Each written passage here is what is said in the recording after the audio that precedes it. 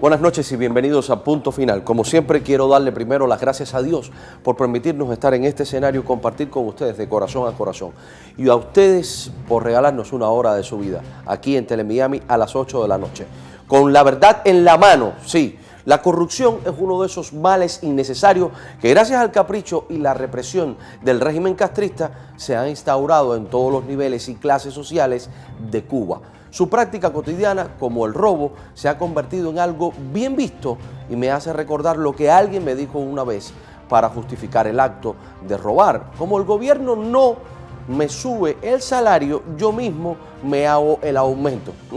Sí, y es que robarle al régimen ya no es solo una necesidad, sino también un hábito que está afectando los valores y la educación de las nuevas generaciones cubanas.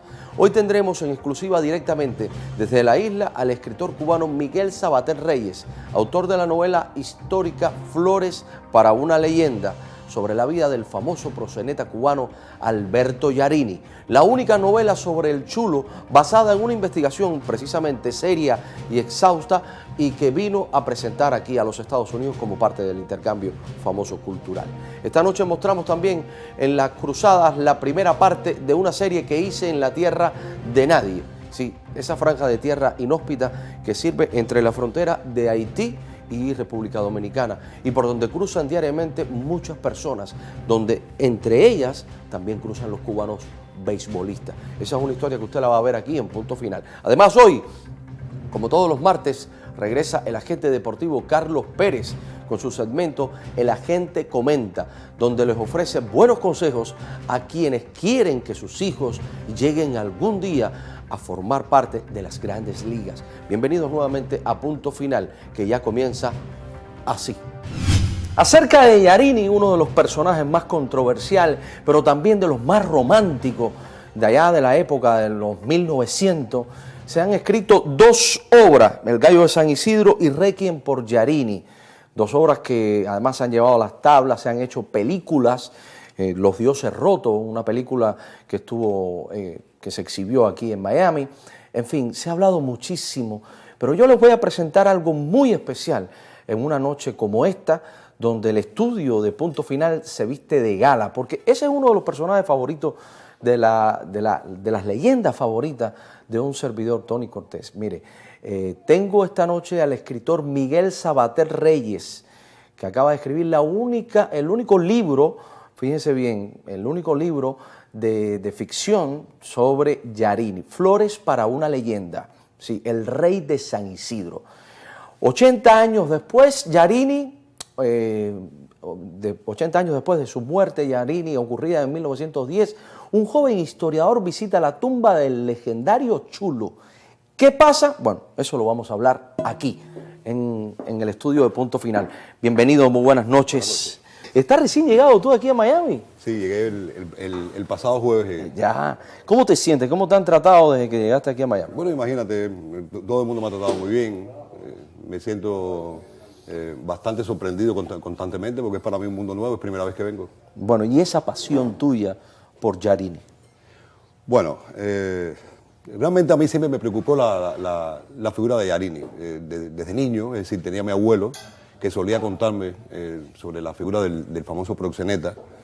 Y bueno, eso me fue quedando. Eso es algo de los abuelos y de los padres que te hablan, claro, casi con orgullo de la figura de Yarini. Sí, él siempre me hablaba de un famoso chulo que había muerto, había tenido un gran entierro y bueno, me contaba alguna que otra anécdota. Después, cuando yo fui creciendo, yo soy licenciado en filología, pero también tengo mucha sensibilidad por la historia.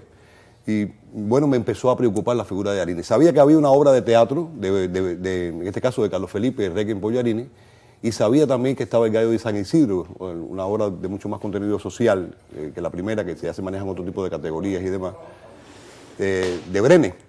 También, de alguna u otra manera, Padura, en un muy buen reportaje, una serie de reportajes que publicó en Juventud Rebelde, cuando Padura solía escribir para el periódico notables y memorables reportajes, artículos y demás, tuvo uno de ellos fue sobre Yarini.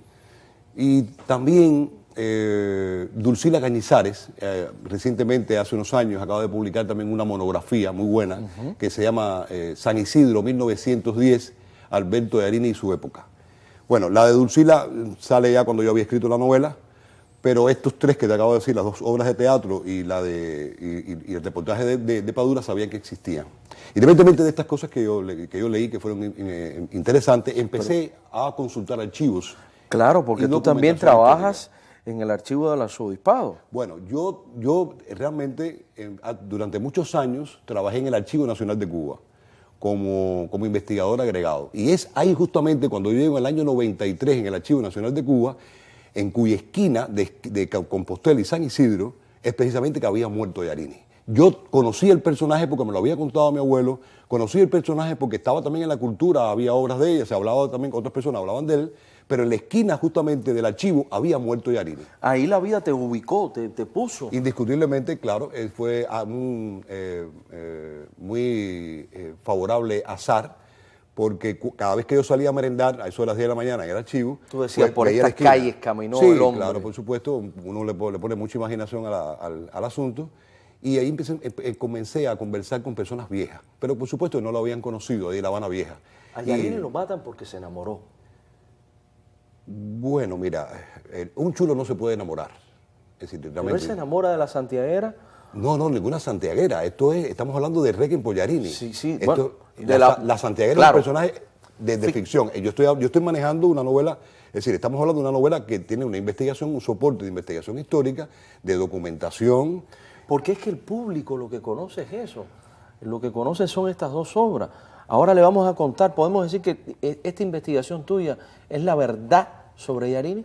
Bueno, la verdad, esa categoría de la verdad, para mí solamente la verdad es Dios. Porque, bueno, soy católico y para ese concepto yo siempre lo aclaro. Es decir, y además la verdad es muy relativa, por ahí, de ahí para allá. Nada es absolutamente verdadero. El problema es que este personaje... No se enamoró. No, lo que te quería decir era que este personaje es un poco verdades y mentiras. Eso está en un momento de la novela. Hay un personaje que dice, es que Yarini fue la figura de Yarini ha llegado a nuestros tiempos como una figura que tiene, es decir, verdades y muchas mentiras, en el sentido de que como es una leyenda, hay componentes orales. Ajá. Entonces las personas le van poniendo determinados elementos, que si Yarini se acostaba con todas sus meretrices, lo cual parece ser que no era así, porque hay documentación que habla de la época que no se acostaba con casi ninguna, con las que convivía, que eran 4, con las que él realmente convivía en Paula 96, muy cerca de la casita de Martí. Pues él no solía acostarse con todas ellas, es decir, que tampoco era... Había mucho mito en cuanto a eso. ¿Y por qué es lo decir, mata? Todas las noches o 4 veces al día. ¿Por qué lo mata? El personaje, es decir, hay una meretriz francesa que se llama Berthe la Petite, es decir, la pequeña Berthe, una rubia muy bonita, de ojos claros y demás, que se describe en la época, que era la amante de Letot, el famoso francés que es el que... Y Letot salió a Francia a buscar meretrices y Yarini quiso estar con ella. O dicen que ella sonsacó a Yarini, algo. Tú sabes cómo son esas... Vamos a ponerlo a los cubanos. Entonces, ella fue la que sonsacó a Yarini. Sí, pues nosotros, si vamos a hablar de los cubanos, nosotros tenemos que darle ese aire de que ella fue la que lo trató de conquistar. Claro, y entonces, en lo que él estaba allá, pues ellos empiezan a convivir, ella va a vivir a su casa unos días, también trabajaba para él. Cuando Letot regresa a La Habana, pues los chulos franceses empiezan a meter en la cabeza que eso no podía ser, que los chulos cubanos, había una competencia entre chulos cubanos y chulos franceses. Y empiezan a meter en la cabeza de que lo mate. Y Letot llegó es decir, yo vi las confesiones en el periódico, en la prensa de la época. Letot dice que él no vino a Cuba a morir por las mujeres, sino a vivir de ellas. Es decir, Letot siempre estuvo claro que no quería matar a Yarini por esta mujer.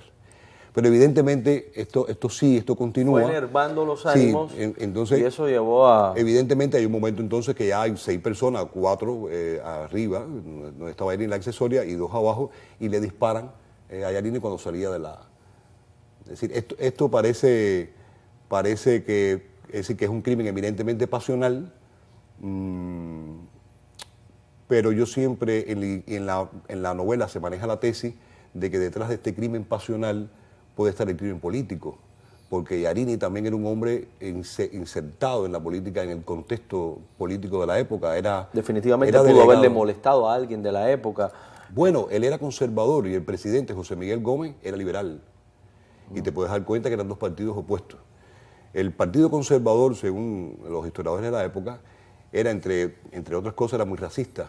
Yarini era un hombre que estaba en los bajos fondos y podía ser un elemento importante en la política para ganar votos para el Partido Conservador. Y de hecho, en el periódico que aparece, el periódico Cuba, que era pro-conservador en la época, Yarini constantemente en la prensa lo estaba promoviendo como estudiante, lo cual no es cierto porque no era estudiante, ni tampoco fue médico. Era de familia de médicos, pero no lo era. Y constantemente lo estaban promoviendo. Le habían prometido incluso ser concejal en el partido. Y además tenía muy buenas relaciones con el vicepresidente, es decir, Balcárcel, que era un hombre muy notable del Partido Conservador. Y entonces también está la especulación de si era un elemento molesto para la época, y entonces si hay personas que también se valieron del conflicto que había entre Leto y él para inducir esto y lo pudiera matar. Déjame decirte, según las referencias que estuve leyendo y estudiando, verdaderamente el libro es algo que es digno, amigo televidente, de asistir primero que todo a su lanzamiento y además de adquirirlo, porque una leyenda como la de Yarini y también escrita como está en este libro, usted no debe perdérselo. El teléfono que está en pantalla, la dirección, es la cita que estamos haciendo para que usted se encuentre con parte de la historia. Esta historia que nos seduce a todos los que de alguna manera seguimos el hilo de la chulería de aquellos años de 1910, 1900 en San Isidro. ¿San Isidro guarda algo de aquella época? ¿El barrio? ¿Actualmente? Sí, yo creo que sí. Sí. En espíritu, digo, no vamos a hablar de otras cosas. Sí, puede ser. Sí, puede ser. Puedes encontrar elementos que te evoquen la época, ¿cómo no? Yo creo que ese estilo, claro, ya no es un barrio de tolerancia de la época. Algunos años después, 1913, es decir, ya se declaró a través de una resolución y demás de la época, que ya no dejaba de ser barrio de tolerancia. Ya. Pero también habían nacido otros barrios, surgido otros barrios de tolerancia en el Centro Habana y demás. Pero sí, cuando uno camina por allá un poco que es capaz de recordar. Incluso hay una figura actual en La Habana Vieja, que es un hombre alto, con un sombrero. ¿Que lo recuerda? Sí, cómo no. Sí, parece, claro, no lo es, no es un chulo, pero es un hombre casi, mira, como de cierta distinción. Este tema me seduce tanto que merece continuarlo en el próximo segmento. Amigo televidente, Miguel Sabater se queda con nosotros. Vamos a un corte comercial, hay que cumplir con nuestros patrocinadores, si no, ninguno de los que estamos aquí cobramos. Vamos a un corte comercial y regresamos así de rápido.